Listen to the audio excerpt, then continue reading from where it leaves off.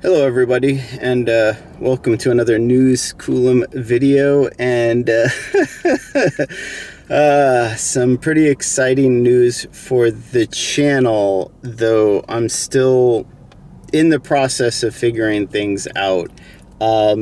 Yeah, so I'm in a bit of a pickle of a dilly of a jam right now, but we'll figure it out.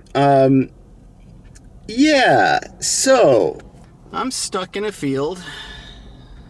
Not really. The car works. At least this car works. What be those? More projects for someone who doesn't need a project. Woo. And $5 a gallon gas. All right.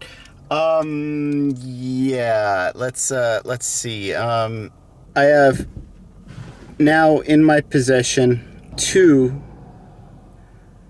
Toyota RAV4 EVs, the original, not the Frankenstein's monster Toyota collaboration with Tesla.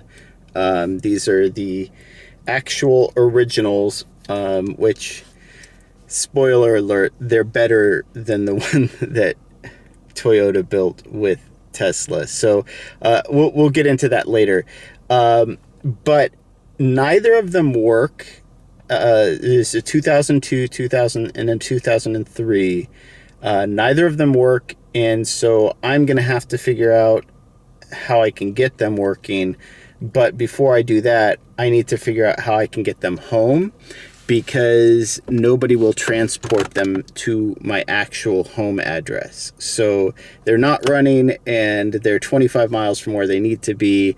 And they delivered this earlier than they thought they were going to, and I was still in the process of fixing my gas F-150, because if you don't know, gas cars break down. I'm trying to debate whether I try to go cheap or try to go fast. But either way, I need to move these. They're, sort of in a public road right now, and can't really just leave them here long term. So I need to move them as soon as possible, but I also need to move them hopefully as economically as possible. So let's get going. All right, well, we're going on an adventure. I was able to find a U-Haul, so this is not going to be cheap, going to be pretty expensive. I need to pick it up, and it's going to be a bit of time to get there. So yeah, let's see how this goes. All right, well, change of scenery here. I was able to get a U-Haul pickup truck with an auto hauler. The RAV4 EVs, it looks like their 12-volt battery is completely dead. So yeah, you turn the key, and I could check to see if it was just disconnected. So I'm just kind of in a rush at this point, though. What I'm going to need to do is push them up onto the car dolly. They're front wheel drive, so you can release the emergency brake and just front wheel tow them, or you should be able to, I'm assuming. Hopefully not. What could go wrong? And I needed another one of these anyway, so this is just a hand winch. So I'm just going to go ahead and hand winch them up onto the dolly, and then start towing. But we need to head over where we're 40 miles away from where they are right now, so I need to get a move on. They are 4,000-pound vehicles, not under any power. So yeah, that could be a little bit of an issue. So just wanted to make sure I got a winch just in case, and then just use that to basically make it a little bit easier to get them up onto the dolly. But anyway, speaking of dollying, we can dolly no longer. So let's go. I don't know if he shipped these in neutral. I think they might have been in neutral when they were on the shipping truck, now that I think about it, and they were just using the emergency brake. So I, like a moron, put it into park, I think just out of habit, right? I don't like leaving cars in neutral, even with the emergency brake on, even on relatively level ground. Yeah, and now I can't actually shift into gear anymore, and lo and behold, I was thinking, oh, maybe there's something wrong with the system, maybe there's something wrong with the car.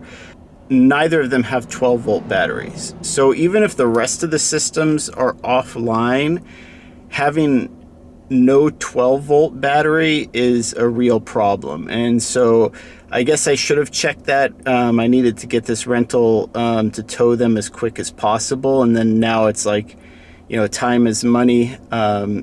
So I even have some core deposit batteries that I'd like to exchange. But every mile that I drive in this truck, not counting gas, is $1. So luckily there are some local local auto parts stores around here, so I'm gonna try and run over and see if I can, you know, find a battery that I can use. But again, this is wasting a lot of time that I don't have, and even more money. You know, just to have it shipped completely without a 12-volt battery and not even turn on when you turn the key. So a little bit frustrating, but and then who knows, maybe I'll have some good news. Maybe I won't have to pull these onto the car dolly. I'll just be able to drive it on. So I kind of doubt it, maybe even in turtle mode, but we'll see. It definitely looks like there are spare parts in here, so someone maybe tried to work on them. I don't know, but as it is, I need to go find a car parts store that's open. Yeah. All right. Well, first one is on, and it's already 4:30. Woo! It says it's only 98, but I actually don't believe that. It's pretty hot, and then this truck has an issue where it turns off maybe even sooner than the Chevy Bolt EV. So there's no doggy mode. It shut off a couple of times when I was loading up the first RAV4 EV, so I have to watch that. No doggy mode. And then of course, as they say in the world of EVs, ABD, always be drinking. In this temperatures, and we're in the bottomland too, so the humidity is higher than I'm used to. So even if it is only like 97, 98 degrees, it's probably 40, 50, 60% humidity, something like that. But as it is, I'm gonna head home, and then I also have to remember to put it into neutral and take the emergency brake off. So neutral might not matter because it's just the rear wheels in contact, but I'm going to do that anyway. Get this AC running, get the car into neutral, and I do have to get into the car to press the brake to, you know, change the gear shifter, and the key has to be in the on position with power. So yeah, let's get ready to head out. I lost the trailer! Sorry, that's ode to all the drama kings out there who seem to not know how to tow and always cause problems when they do. Actually, I mean, we're not quite here yet. Oof, that's gonna hurt. Yeah, so I just like to do a quick routine check around the trailer, check all the straps, make sure everything is still tightened down, and if I can cinch it down just a little bit more, I will. I don't tend to drive fast when I'm towing. I'm not one of those guys who's trying to blaze trails. Usually I'll be going actually 10 under. 40, 45, 50, 55 is about the max that I will drive with the trailer. And then of course, the type of trailer will change that, right? You can get away with more with something like a fifth wheel or a gooseneck, but just like a standard trailer hitch with a dolly. I'm not a fan of how this car is towing. It's not necessarily on the RAV4. It could be on this, the Chevy that U-Haul did, but something with the weight distribution, and then it could just be the dolly. You know, because you want like a 60-40 split over that axle, and I don't know, we might be there, maybe not though, and that could be it. I think it could just be a little bit back heavy. But anyway, we're gonna head uphill, and I think I'm gonna try actually drive it in low this time. It is over 100 right now, so we got to keep the AC going, and let's keep trucking. All right, well, I got it off.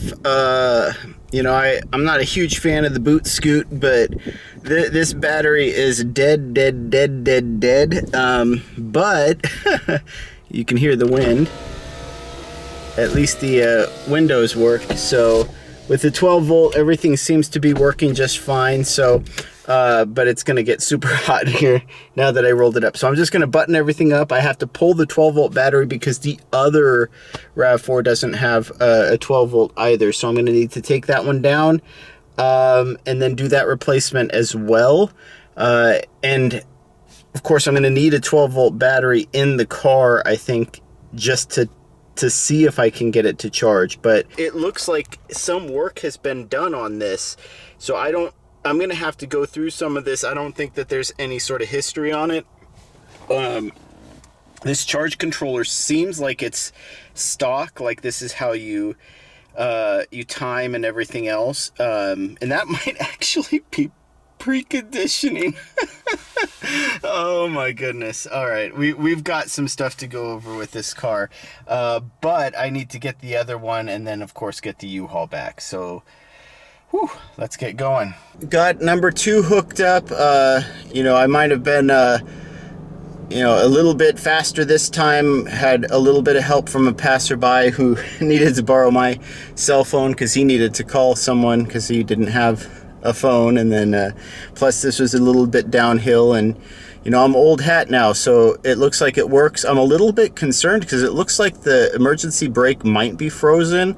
It dragged the rear wheels a little bit, so I might have to drive for a minute and then just double check to make sure everything is okay. Make sure it's not like dragging the rear tires, because if that's the case, then I've got a different problem. But otherwise, yeah, no juice in this one. But yeah, we're burning daylight, and I still want to get this truck back down and pick up my Bolt EV tonight if possible. I don't want to leave it down in town, so let's get going.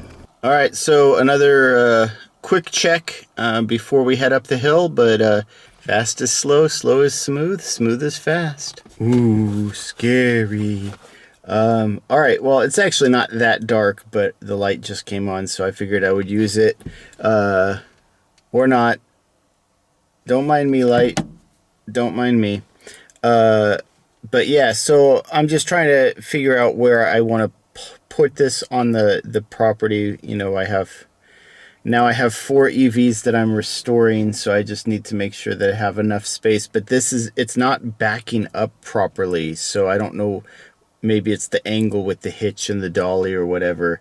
But I mean, I am operating kind of at an angle.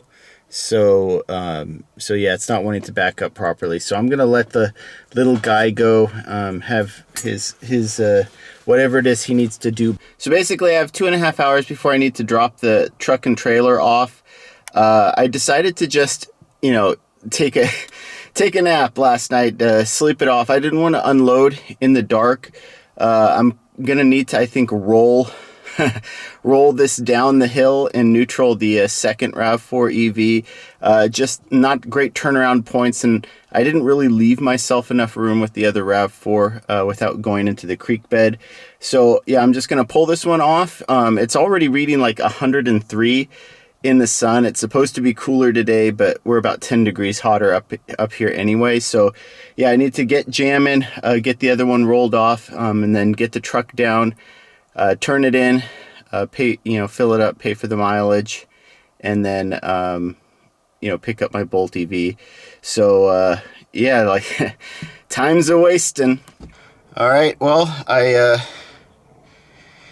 have a bit, just basically a log down at the end, just an old fence post that I can use to roll up on if the brakes don't work. But it shouldn't be that steep, but once I get it rolling, it should continue to roll all the way down the hill. So see you at the bottom. So yeah, it looks like I am going to need to shove it. And yeah, I don't know that the power steering is fully working. All right, well, I'm going to have to push a little bit, so I guess brakes off. Well, had to get over a hump, but once I did, it rolled just fine. So now I've got an 1.5 hour drive to get that truck down. So let's get ready to head out.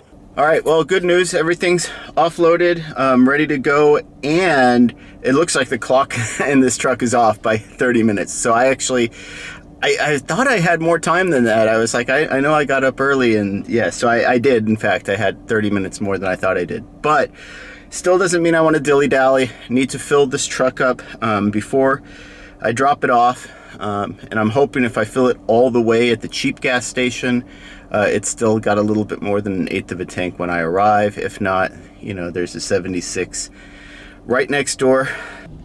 All right, well, we're here at the Winton market, and this is actually right near the casino. It's all part of the same property. They have the DC chargers on the other side. I actually love to see them put some DC chargers in here.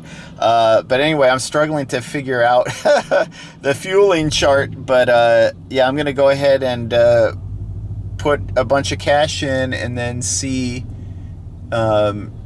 if that's enough. All right, well, we are back in the good old Bolt EV. Yeah, so not so bad. I pretty much nailed the mileage expected. I went over, and that's probably because of that trip that I had to go to grab the 12-volt battery. Yeah, so a little over 200 miles total. I think 205 miles total. The bill for gas came to $58.75, so basically just under $60, and that is for the cheapest gas in the region. And I was just in my head doing the math as I was driving back and said, you know, in the Bolt EV, that's easily within a single battery charge, and even at 45 cents per kilowatt hour, it would be about half the cost in the Chevy Bolt EV. So charging exclusively on the public charging infrastructure would be about half the cost of filling up that truck using the cheapest gas available in California. And then I thought, well, the Silverado EV is roughly half as efficient as the Bolt EV.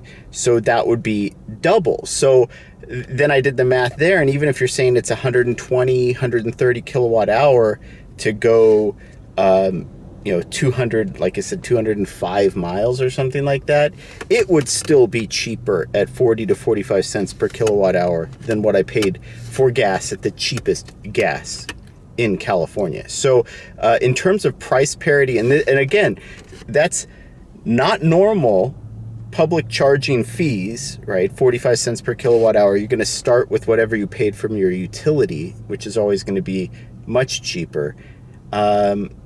So yeah, and in fact, 200 miles in a Chevy Silverado EV, you wake up every morning to that much range added, and that's if you're using the 30 amp 240 volt charger. So suffice to say, at least in California, the rumors that it's cheaper to drive a gas truck than it is to drive a EV truck are completely false. And I will also say that I was driving fairly efficiently, because the 1,000-mile trip, I didn't reset that efficiency. It was 12.2 miles per gallon when I got it. It was 12.7, 12.8 miles per gallon when I returned it. So with a fifth of the miles driven, I increased that mileage significantly. So I wasn't driving inefficiently. So even driving efficiently, it's still way more expensive to drive a gas truck than it is to drive an EV truck in the state of California right now. I think someone earned some in and out, so let's go get a pup patty and talk about why you're making concessions in order to drive a gas car over an EV. So while the remorseless eating machine finishes his pup patty, yeah, so just stop by In-N-Out again on the way out in town, might as well. Oh my goodness, lick your bowl. Yeah, I wanted to comment because just driving that gas truck made me realize, you know, and this was a conversation too that we had at Coast to Coast EVs when talking about security, but we didn't quite get to the topic that, you know, I wanted to talk about too. It's like the 3-button suit, right? It's like the sometimes, always, never. So you sometimes hear people talk about the benefits that EVs have over gas-powered vehicles. And then you always hear about the concessions, right, that people have to make in order to drive an EV. But what you never hear is the concessions that people have to make in order to drive a gas car. Like I said, just driving that truck, the cabin was loud. Loud. And I know people say, though, EVs are loud, but it's because they're hearing noises that they've never heard before. The actual decibel level, though, that truck was easily 15 decibels louder than the inside of the Bolt EV, driving under the same conditions. So while you might hear road noise with the Bolt EV, that engine noise is just like, it was borderline giving me a headache at this point. And, you know, people will say, oh, you're just making stuff up. No, I'm not. And then again, there's also the fumes. Now, I'll say this, that cabin, I feel like, was fairly well sealed, but I was also running air conditioning the entire time. So this is cabin circulation, air circulation. So the fact that I'd never smelled gasoline, you know, that's probably owed a lot to that climate control conditioning. And we have to remember, those are toxic fumes. They aren't good for your health. But the main point that I wanted to talk about too was the security issue of it and the safety issue of it, like in regards to what we had talked about on Coast to Coast EVs, where you don't have a choice but to fill up a gas car in public, right? And, you know, a lot of the female drivers, the women who drive EVs, say it is a concern, public charging. They want to go to charging sites that they feel are safe, well lit, on-site security, that sort of thing. And you can get that with gas stations, but they also become a draw for less desirable elements, right? People who are desperate, or people who need something, or people who, you know that someone is going to be there, right? And they'll take advantage of that situation, to the point that I know a lot of my friends who are married, who the husband will not let their wife fill up, right? They actually go out of their way and fill up their wives' cars once a week, every other day, whatever, based on how much they're driving, because they don't want them to have to go and fill up alone at a gas station, right? So, and that's a concession that you have to make when you own a gas car, is going out of your way to have to fill up. So, like I said, I mean, I know there are more concessions. Driving gas cars, they're just not as responsive. They're not as powerful.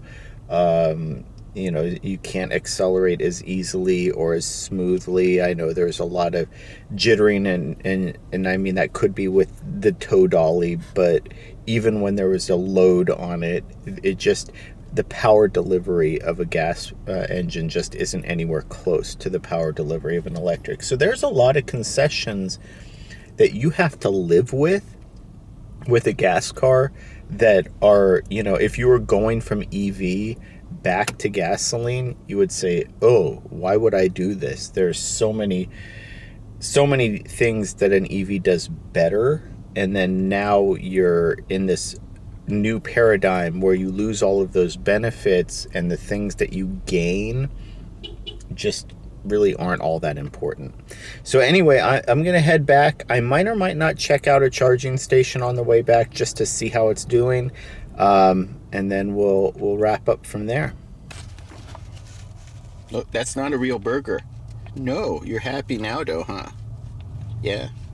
Okay. All right, so we're here at the Willows Walmart, just kind of perusing. It looks like it's still only 2 of the chargers working, so I think that's going to be it for this trip. I picked up some frozen stuff. I was going to go up to Orland, but that can wait until tomorrow or a similar day to go see what their progress is. Like I said, it's 15 miles up the road from here. And so it's going to be an important stop, just given the woes that I'm seeing from this Electrify America charger here in Willows. But I did get some frozen stuff, so that's why I kind of want to just boogie. It's going to be over 100 pretty soon, so I had the air conditioning running, makeshift doggy mode, if you will. And I just saw an R1T leave, but they had a fuel tank, so they might have been local. Now an Ioniq 5 just showed up to the party, so yeah. Yeah, good luck with that. Anyway, so yeah, I'm just gonna head up. It'll add like 30 minutes to my trip, 40 minutes to my trip to go check on the Pilot Flying J. So because I have frozen stuff, it's hot. Little boy's been through a lot, so let's just head home. And I think we've done enough damage. Thank you for watching.